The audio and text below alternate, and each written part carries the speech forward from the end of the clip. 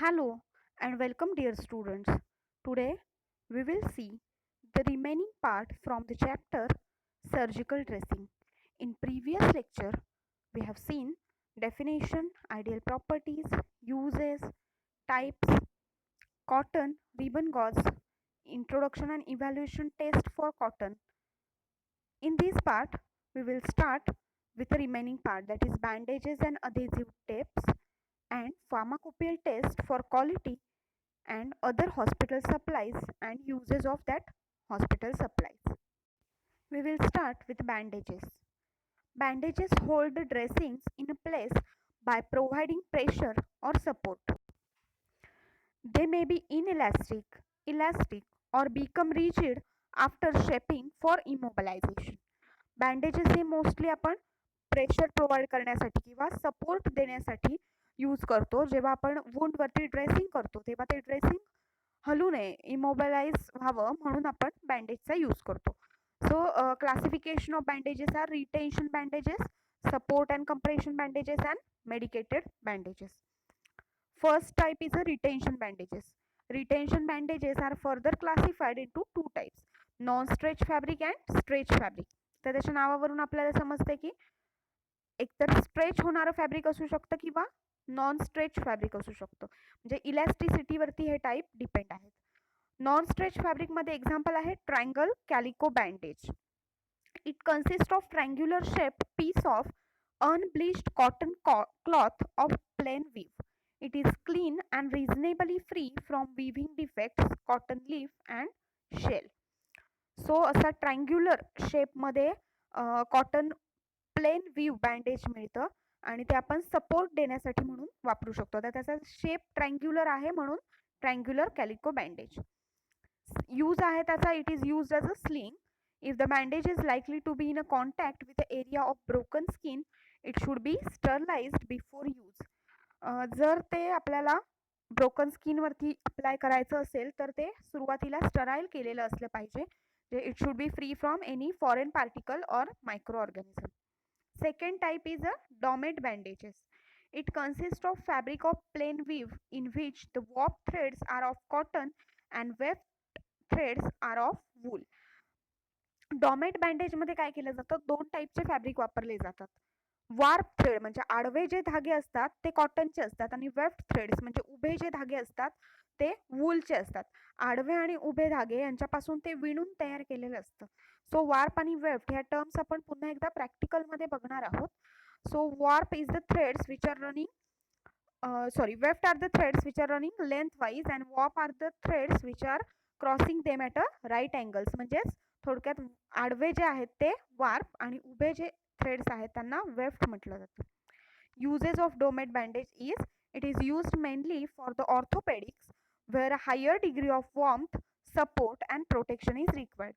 Orthopaedics केसेसमध्ये जेव्हा fracture वगैरे झालेलं असेल त्या केसमध्ये जेव्हा जास्त सपोर्ट प्रोव्हाइड करायची गरज असते किंवा प्रोटेक्शनची गरज असते त्यावेळी डॉमेट बँडेज यूज केलं जातं. This is the domette bandage. Next is the open wove bandage. It consist of cotton of plain weave. Cotton पासून तयार केलेलं असतं आणि it is also use to provide the support and provide the relief from minor strains. Then stretch fabric retention bandage. आता हे पहिले तीन type होते ते नॉन स्ट्रेचचे होते, पुढचे आहेत ते स्ट्रेच फॅब्रिक रिटेन्शन बँडेज. त्याच्यामध्ये पहिला आहे cotton conforming bandage. It consist of cotton of plain view treated to impart some elasticity to warp and weft.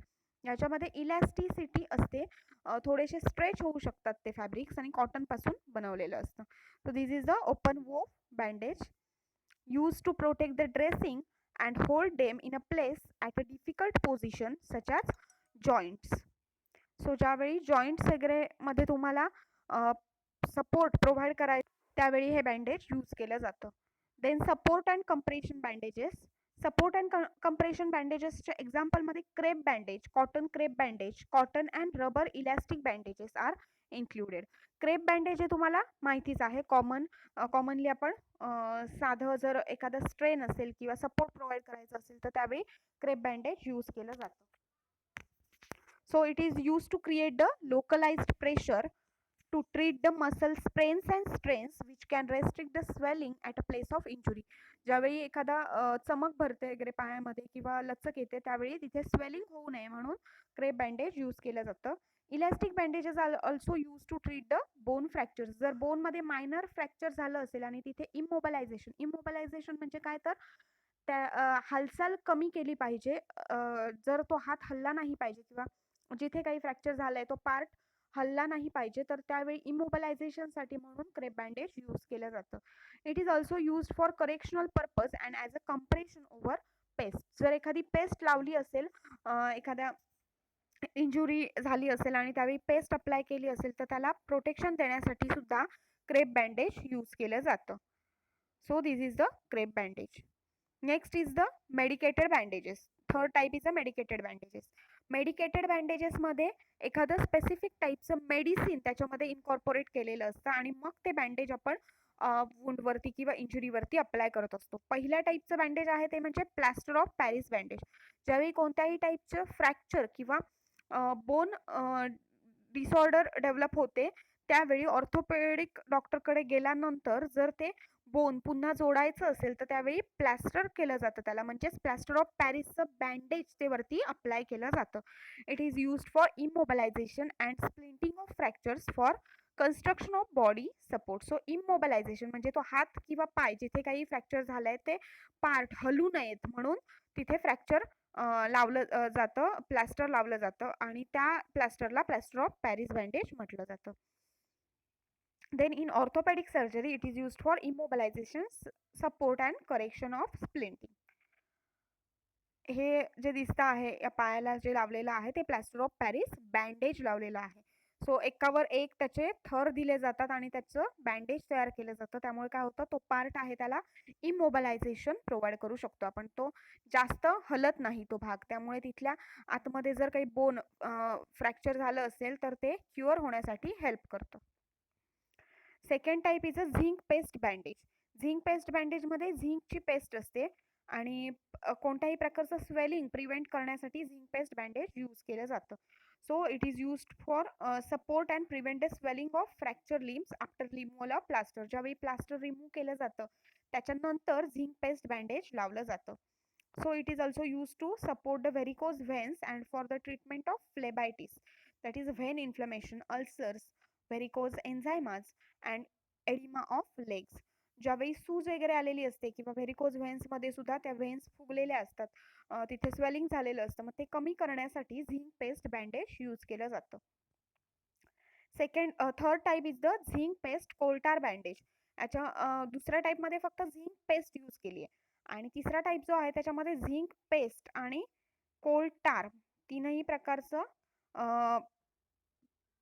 Medicines use करून ते बँडेज तयार केला आहे. It is used for the treatment of skin disorders such as leg ulcer and eczemas. So these are the types of bandages: stretch bandages, non-stretch bandages, retention bandages and medicated bandages. Fourth type of surgical dressing are the adhesive tapes. It consists of backing membrane coated on one side with a adhesive mass like acrylic or hydrocolloid, hydrogels, polyurethane, rubber-based adhesive, etc. The backing material may be fabric or plastic film. Different combination of backing materials and adhesive gives the product of different permeabilities. So adhesive tapes वरून आपल्याला काय समजतंय की त्याच्यामध्ये अधेजन आहे, चिकटून राहण्यासाठी ती टेप हेल्प करते आपल्याला. मग आता जर ती चिकटली पाहिजे आहे आपल्या स्किनला तर त्याच्यामध्ये काहीतरी अधेझिव्ह मटेरियल असलं पाहिजे. सो ॲक्रिलिक मटेरियल किंवा हायड्रोजेल्स किंवा रबर बेस्ड अधेझिव्ह तिथे यूज केले जातात आणि त्याच्यापासून वेगवेगळ्या प्रकारचे अधेझिव्ह टेप्स तयार केले जातात. तर त्याचं बॅकिंग मटेरियल म्हणजे जे चिकटणारं मटेरियल आहे ते कोणत्या टाईपचं आहे ह्याच्यानुसार त्याचे टाईप्स ठरतात. तर पहिला आहे permeable, which is permeable to air, water, microbes or gases. Means त्याच्यामधून एअर, वॉटर आणि मायक्रोब्स दोन्ही बाजूला पास होऊ शकतात. सेकंड आहे वेपर परमिएबल. वेपर परमिएबल म्हणजे permeable to air and water vapour only, म्हणजे त्याच्यामधून फक्त हवा आणि पाणी एका बाजूहून दुसऱ्या बाजूला ट्रान्सफर होऊ शकतं. आणि third type is a impermeable or occlusive, ज्याच्यामधून कोणत्याही प्रकारचे वेपर किंवा वॉटर किंवा गॅस ट्रान्सफर होऊ शकत नाही, एका बाजूवरून दुसऱ्या बाजूला जाऊ शकत नाही. So these are the non-permeable type of adhesive tapes. So we will see one by one. This is the adhesive tape. Adhesive tapes are used for securing the dressing and appliances. ज्यावेळी आपण एखादं dressing करतो किंवा cotton एखादं medicine लावतो त्याच्यावरती cotton लावतो, पण ते सिक्युअर करण्यासाठी आपल्याला वरून अधेसिव्ह टेप लावण्याची गरज असते. As a skin closure for small incisions, जर काही छोटे कट झाला असेल, एखादा कापलं गेलं असेल बोट वगैरे, तर त्याच्यावरती लावण्यासाठी सुद्धा यूज केलं जातो. For covering infected wounds to prevent a contamination, wounds cover करण्यासाठी वापरलं जातं. And adhesive dressings have an absorbent pad in addition to adhesive tape. The pad may be impregnated with a suitable antiseptic. Adhesive tape ही फक्त tape असते, पण adhesive dressing जर बघितलं तर त्याला कॉटन असतो, त्याच्यावर काही वेळा मेडिसिन असतं आणि त्याला अधेझिव्हनेस असतो, म्हणजे ते आपण चिकटवू शकतो आपण एखाद्या इंजुरीवरती. So adhesive dressings are also available. Then the types of adhesive tapes. First is the permeable surgical adhesive tape. Permeable म्हणजे ज्याच्यामधून वॉटर व्हेपर, एअर, गॅस सगळं एका बाजूहून दुसऱ्या बाजूला पास होऊ शकतं, ट्रान्सफर होऊ शकतं. सो त्याचं एक्झाम्पल म्हटलं तर zinc oxide surgical adhesive tape and elastic surgical adhesive tapes. Second type is a semi permeable. It transfer only water vapours and gases. So to cover the dressing where free passage of air and water vapor requires but exclusion of water is requires. So ज्यावेळी free passage of air म्हणजे air pass होण्याची गरज असते जेव्हा आपण जखमेवरती ते बांधतो, त्यावेळी सेमी परमिएबल टाईपचं सर्जिकल अधेसिव्ह टेप यूज करायचं. आणि तिसऱ्या आहेत त्या म्हणजे इम्परमिएबल ऑर ऑक्लुझिव्ह. ज्यावेळी त्या वुंडला कोणत्याही प्रकारचं एअर किंवा वॉटर व्हेपर टच करता कामा नये अशी जर गरज असेल तर त्यावेळी occlusive surgical adhesive tapes use करायचे आहेत to cover the wounds where the exclusion of air, water vapor and water is required. म्हणजे ज्यावेळी कोणत्याही प्रकारचं वॉटर व्हेपर किंवा एअर आतमध्ये येता कामा नये त्यावेळी आपण हे सर्जिकल ड्रेसिंग यूज करायचं आहे. Next type of in this type we will see the various type of hospital supplies. In that first we will see the syringes. Syringes is an instrument meant for the injection of parenteral preparation into the body or its cavity. This is the device used to propel the drugs into body by various routes. So syringes ह्या आपल्याला injection देण्यासाठी useful ठरतात. ज्यावेळी एखादा drug बॉडीमध्ये inject करायचा आहे त्यावेळी सिरिंजेसचा यूज होतो. There are various types of syringes, disposable, reusable and tuberculin disposable syringe. So these are the various types of syringes. This is the tuberculin type of syringe and the syringes are available into the various sizes and capacities: 1 ml, 2 ml, 5 ml, 10 ml, 20 ml and 50 ml capacity. Next type of pharmaco or hospital supply is the IV set. In this picture we can see the IV set. So there are the various parts of IV set. We will see their use one by one. First part of IV set is a spike cover. It protects the spike and maintain its sterility from the external environment. Spike ला जे cover असतं ते काय करतं, त्या IV सेटला सेटची sterility maintain करण्याचं काम करतं. So next part is spike. It helps in piercing the closure and cap of bottle. Spike म्हणजे सुईसारखा एक पार्ट असतो जो पिअर्सिंग करण्यासाठी हेल्प करतो. त्यामुळे काय होतं, जी सलाईनची बॉटल असते त्याला पिअर्स करण्यासाठी, त्याला होल पाडण्यासाठी त्या स्पाइकचा यूज होतो. Then drip chamber. It act as a small reservoir for the solution. It is a transparent and squeezable. This property helps in preventing air bubble from entering the fluid path. So drip chamber जो आहे त्याच्यामध्ये तो small reservoir म्हणून act होतो. त्याच्यामध्ये drop by drop solution पडत राहतं आणि त्यामुळे काय होतं, एअर बबल कुठेही त्या IV सेटच्या ट्यूबमध्ये कुठेही एअर बबल येत नाही आणि फ्लुइड जे आहे ते प्रॉपरली बॉडीमध्ये एंटर होतं. Next is a filter. Filter is placed at a bottom of drip chamber. It is made up of nylon having the pore size of 15 micron. Filter जो आहे तो काय करतो, ड्रीप चेंबर मधून येणारं सोल्युशन फिल्टर करून पुढे पास करतो. Then tubing. The tube is colorless, soft and transparent, having the length of 150 centimeter with an internal diameter of 2.7 mm. It acts as a pathway. Drip chamber कडून पुढे येणारं जे solution आहे ते त्या ट्यूबिंग मधून पास होतं. ते ट्यूब जे आहे ते ट्रान्सपरंट असते आणि त्याची लेंथ साधारण 150 सेंटीमीटर असते. So it act as a pathway. Then flow regulator. It has a two parts. First is a body and second is a wheel. Body supports the movement of wheel. This controls the flow rate. Flow regulator जो आहे तो किती रेटने किंवा किती स्पीडने ते solution आपल्या बॉडीमध्ये एंटर झालं पाहिजे ह्याचा स्पीड ठरवतो. Then injection site. It made up of latex and SVP can given to the patient via this site. Small volume parental जे असतील ते त्या साईट कडून आपण पेशंटला देऊ शकतो. And last is the adapter at a distal end connection site for the needle, and it is made up of polypropylene plastic.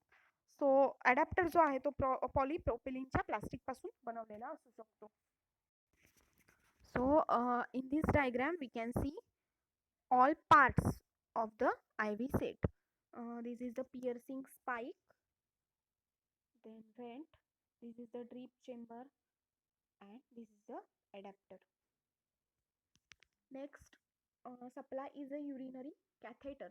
Catheter is hollow, partially flexible tube that collects the urine from the bladder and leads to the drainage bag. ज्यावेळी patient स्वतःहून युरिनेशन करू शकत नसतो त्यावेळी त्याचं urine collect करण्यासाठी catheter use केला जातो.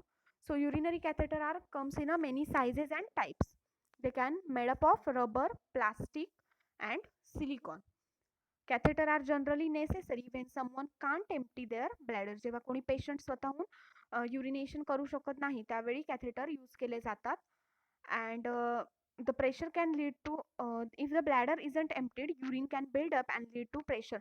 जर युरिनेशन करू शकत नसेल पेशंट तर युरिन तिथेच ॲक्युमुलेट होतं आणि त्यामुळे किडनीवरती प्रेशर येऊ शकतो. सो परमनंट डॅमेज होऊ शकतं किडनीला. मग त्यावेळी युरिन रिमूव्ह करण्यासाठी कॅथेटरचा यूज केला जातो. So this is the catheter. With this we have finished our chapter surgical dressings, and these are the important questions from this chapter. We will see the next lecture into the next video. Thank you.